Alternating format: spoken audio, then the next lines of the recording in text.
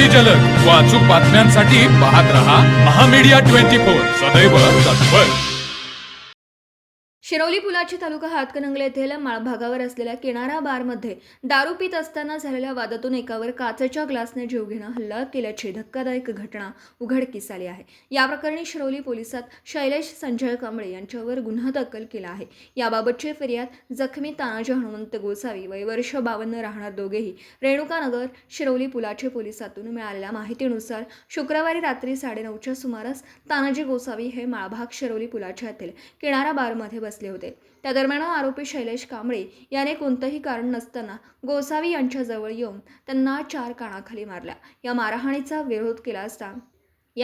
विरोध केला असता संतापलेला शैलेश याने टेबलवर असलेला काचेचा ग्लास उचलून गोसावी यांच्या गळ्यावर, कानावर आणि हनुवटीवर जोरदार प्रहार करून त्यांना गंभीर जखमी केला व जमिनीवर पाडून अश्लील शिवीगाळ करत त्यांचा गळा आवळून मारहाण केली.